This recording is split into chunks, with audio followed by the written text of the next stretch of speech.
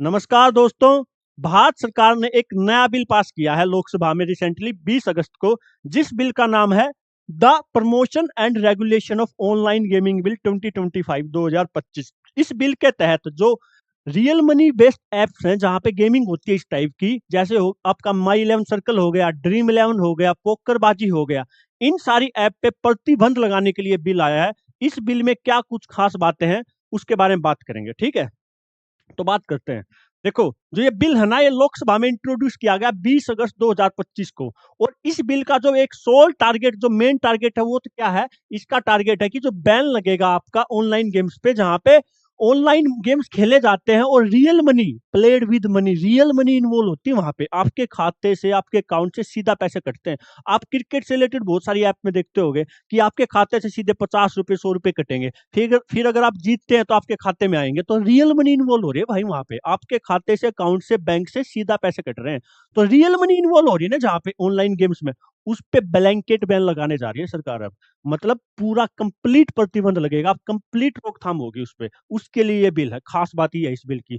और 20 अगस्त को ही पास किया गया ये लोकसभा में, वहां पे 20 अगस्त को प्रेजेंट किया गया और 20 अगस्त को ही पास कर दिया गया, ठीक है। कॉम्पिटिटिव एग्जाम्स के हिसाब से ये इंपॉर्टेंट डेट है कि ये बिल कब लोकसभा में पेश किया गया, कब पास किया गया। तो 20 अगस्त को किया गया। और जब प्रेसिडेंट अपना इसको सहमति दे देंगे तो ये बिल एक बिल नहीं रहेगा, फिर ये एक एक्ट बन जाएगा, एक कानून बन जाएगा, ठीक है। और खास बातें देखते हैं। देखो, इंपॉर्टेंट पॉइंट क्या है इसके बारे में? इंपॉर्टेंट पॉइंट है, पहला तो यही पॉइंट है, कंप्लीट बैन लगेगा रियल मनी और मनी बेस्ड ऑनलाइन गेम्स। मतलब रियल मनी या मनी बेस्ड ऑनलाइन गेम्स है, जैसे आपको देखने को मिलेंगे ड्रीम इलेवन एक प्लेटफॉर्म है जो क्रिकेट से रिलेटेड है, माई इलेवन सर्कल हो गया, पोकरबाजी हो गया, और पता नहीं कितने ही ऐसे प्लेटफॉर्म है जहाँ पे रियल मनी इन्वॉल्व होती है। उनको ब्लैंक बैन करने के लिए पूरी तरह से ब्लैंकेट बैन लगेगा। तो उस पे बैन लगाने के लिए ये बिल आया है, ठीक है। और आपने देखा होगा कि रिसेंटली पिछले कुछ सालों में, 6-7 सालों में, ये ड्रीम इलेवन, माई इलेवन सर्कल, बहुत सारे क्रिकेट के प्लेयर इनकी एडवर्टाइजमेंट भी करते हैं। और आईपीएल वगैरह शुरू होता है तो आपको हर दूसरी एड इनकी दिखती है। तो इन चीजों का एक जो रिसेंट ईयर में ग्रोथ हुआ ना, तो बड़ा भयंकर लेवल पे हुआ भाई।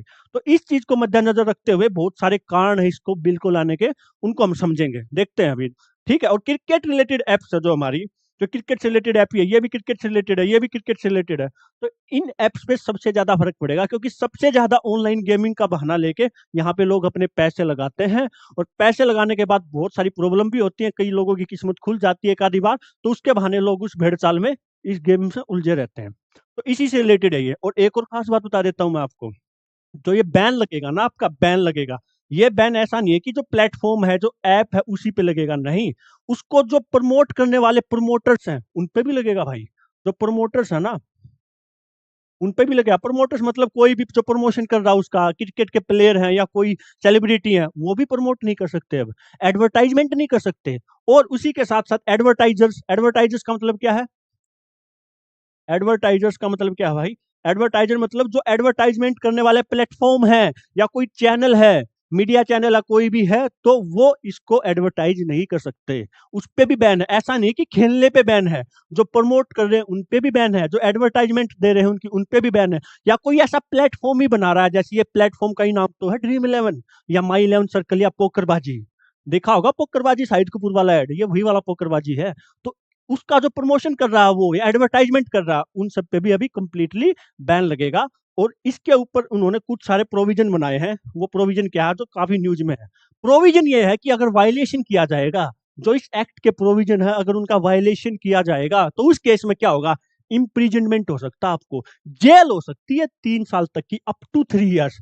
पूरा 3 साल नहीं, अप टू 3 ईयर्स, मतलब 3 साल तक आप जेल में जा सकते हो, ठीक है। और और फाइन लग सकता है आपके ऊपर 1 करोड़ का, मैक्सिमम 1 करोड़ तक का फाइन भी आप पे लग सकता है। ये इसके अंडर प्रोविजन, अगर आपने वायलेशन किया तो इन प्रोविजंस का। खास बात बताता हूं मैं, बिल्स प्रोविजंस क्लोज है किसका। जो बिल होता है ना, उसमें अलग अलग क्लोज होते हैं, तो इसका एक पॉपुलर क्लोज है प्रोविजंस क्लोज। इसमें तो खासकर ये बात लिखी हुई है, ध्यान से सुनना इस बात को।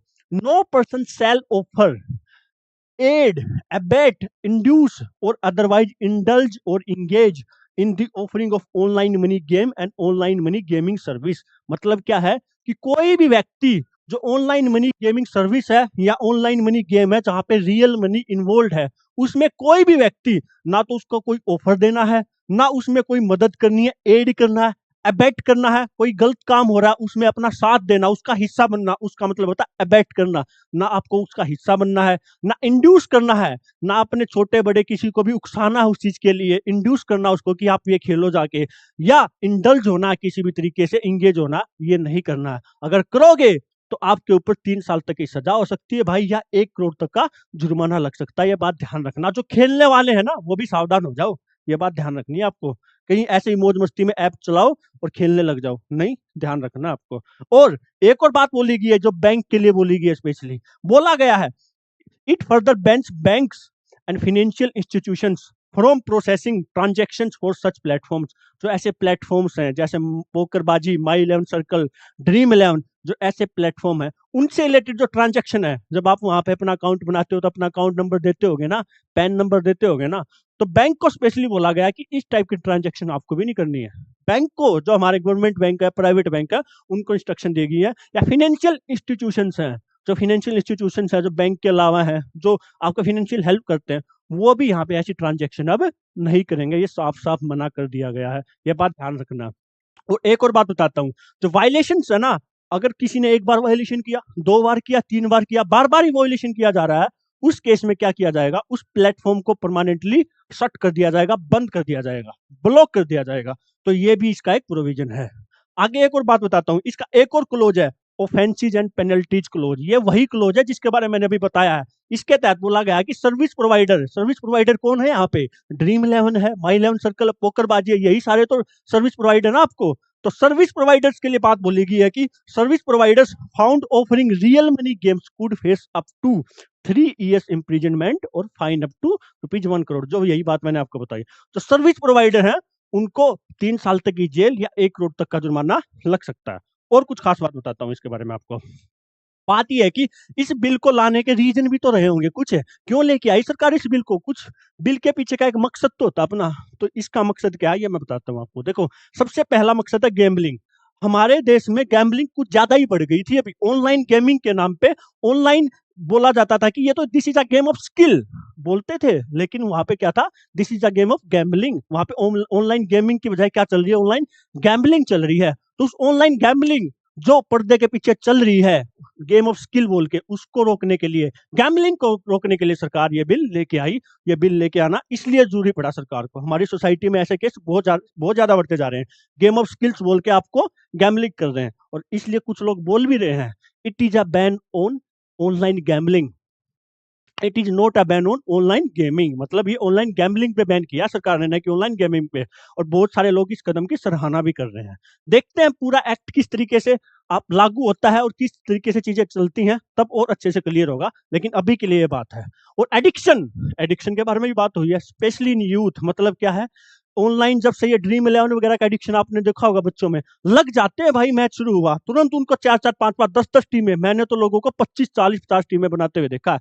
कोई कोई एक केस आप सुन लेते हो कि यार मैंने 1 करोड़ जीत लिए, लेकिन वो करोड़ों में एक ही होता है, और उस चक्कर में फिर क्या होता है कि आप सब भी उसी में लग जाते हो, फिर एडिक्शन बन जाती है वो। और उस केस में क्या होता है कि बहुत सारे साइकोलॉजिकल फैक्टर्स आपके सामने आके देखने को मिलेंगे आपको। साइकोलॉजिकल फैक्टर्स क्या, क्योंकि सब तो कामयाब होने नहीं, प्रोबेबिलिटी तो उसकी 0.000 पता नहीं कितना 1% है कामयाब होने की। लेकिन वहां पे जो लोग कामयाब नहीं हो रहे या जिनका तुक्का नहीं लग रहा है एक हिसाब से वो, तो उस केस में क्या होगा कि साइकोलॉजिकल फैक्टर्स आएंगे आपके लिए। मतलब क्या, आपका फाइनेंशियल लॉस होगा। और कई बार तो लोगों ने अपना बहुत ही ज्यादा फाइनेंशियल लॉस किया है, उसकी वजह से कई केस तो ऐसे भी आए कि जो हम लोगों ने अपनी सुसाइड कर लिया। सुसाइड के केस बढ़ने लगे ऑनलाइन गेमिंग से रिलेटेड। जो यूथ है ना 15 से 20 साल की उम्र का, उनमें तो ये केस और भी ज्यादा बढ़ते जा रहे हैं। तो इस चीज को टैकल करने के लिए, इस चीज को हैंडल करने के लिए, इस चीज पे पूरी रोकथाम लगाने के लिए, ब्लैंकेट बैन लगाने के लिए सरकार ये बिल लेके आई, जिस बिल को हम online promotion and regulation of online gaming बोलते हैं। 2025 20 अगस्त 2025 को ये सरकार पार्लियामेंट में लेके आई।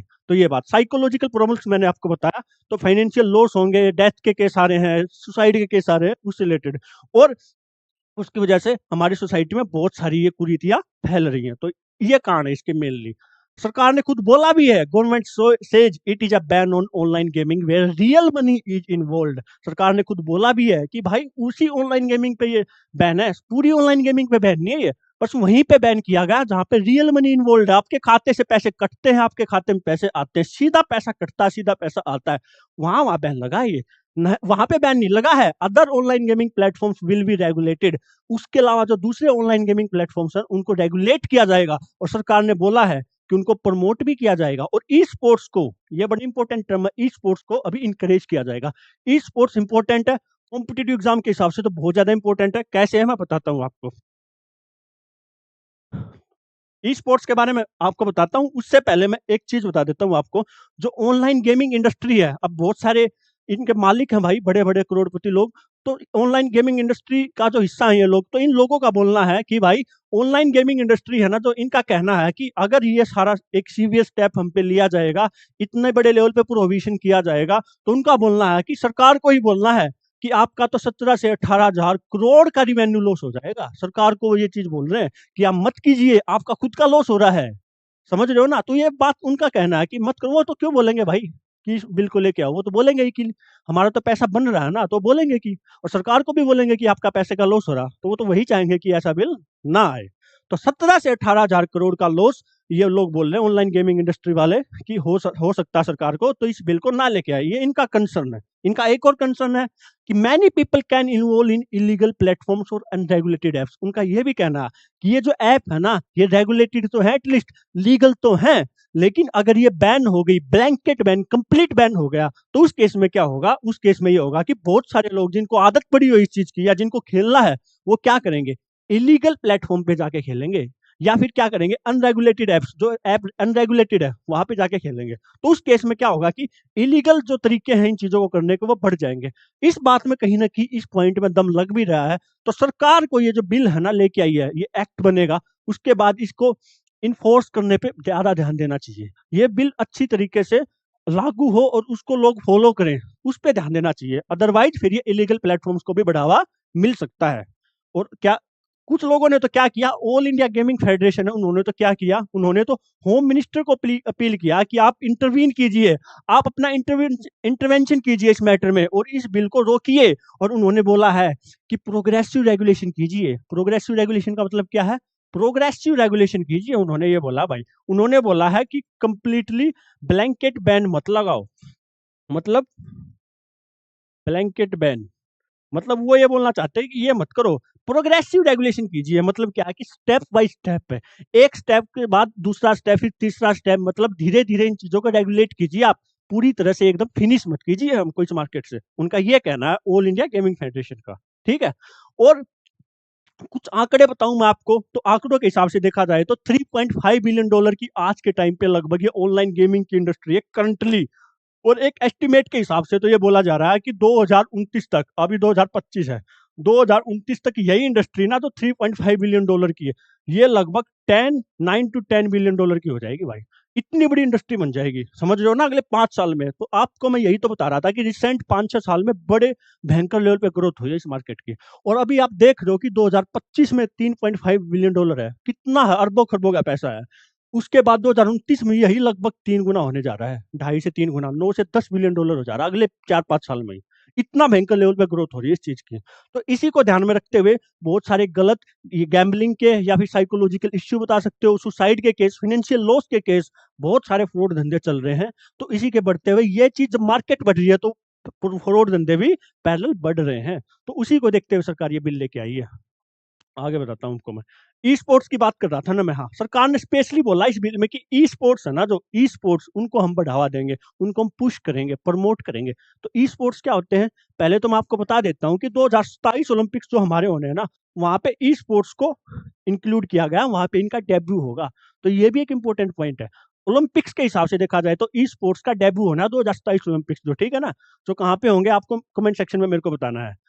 ई स्पोर्ट्स होते क्या है? ई स्पोर्ट्स क्या है? होते तो ये ऑनलाइन वीडियो गेमिंग ही है, ऑर्गेनाइज वीडियो गेमिंग इवेंट्स भी होते हैं, ये ऑनलाइन ही होंगे, ये ऑनलाइन गेमिंग ही है, लेकिन रियल में नहीं इन्वॉल्व नहीं होगी। उनको बोलते हैं where professional players and team compete against each other often in front of live audience both online and offline. मतलब क्या होगा? ई स्पोर्ट्स में ऑडियंस होगी एक सामने, ऑनलाइन ऑडियंस होगी या फिर ऑफलाइन ऑडियंस भी होगी, ठीक है, काफी सारी। उनके सामने प्रोफेशनल प्लेयर होंगे या प्रोफेशनल टीम भी होंगी। प्लेयर प्लेयर नहीं, टीम भी हो सकती है। वो प्रोफेशनल प्लेयर या टीम क्या करेंगे? वीडियो गेमिंग इवेंट होंगे सबके सामने। वो अलग अलग टाइप के गेम हो सकते हैं उसमें, लेकिन वो वीडियो गेमिंग वाले इवेंट होंगे, ठीक है। तो उनको क्या बोलते हैं? ई स्पोर्ट्स बोलते हैं। और सरकार बोल रही है कि भाई हम ई स्पोर्ट्स को बढ़ावा देंगे। अब तो ई स्पोर्ट्स को ओलंपिक्स में भी ले लिया गया है। तो ये सारी बातें थी इस इवेंट, ये जो बिल आया आपका आपके सामने, इसके बारे में कुछ इंपॉर्टेंट और खास बातें यही थी। ये बातें जान लो। 3 करोड़ और 3 साल तक का आपको इम्प्रिजनमेंट हो सकती है अगर आप इसमें इन्वॉल्व होते हो। 1 करोड़ तक का फाइन भरना पड़ सकता है। और ये जो नए नए प्लेटफॉर्म्स अभी काफी टाइम से मतलब इतना ज्यादा ग्रोथ हुई है, ऐसे प्लेटफॉर्म्स पे अभी अब तलवार चलेगी। तो ये बिल अच्छे तरीके से लागू हो, इन्फोर्स होना चाहिए स्ट्रिक्टली, तब जाके इस बिल का और अच्छा फायदा होगा। और इस सरकार ने ये आई थिंक ये जो बिल लेके आए हैं इसकी काफी लोग सराहना भी कर रहे हैं। तो आप इस बिल को थोड़ा समझो और एग्जाम्स के हिसाब से भी यहाँ से इंपॉर्टेंट पॉइंट समझो। और ई स्पोर्ट्स ओलंपिक्स में इन्वॉल्व किया जाएगा, इस पॉइंट को भी ध्यान रखना, आप एग्जाम में पूछा जा सकता है। तो ये सारा इसके बारे में इंपॉर्टेंट पॉइंट थे। इसी के साथ मिलते हैं नेक्स्ट वीडियो में, तब तक अपना ध्यान रखें, ख्याल रखें। राम राम भाई सबको।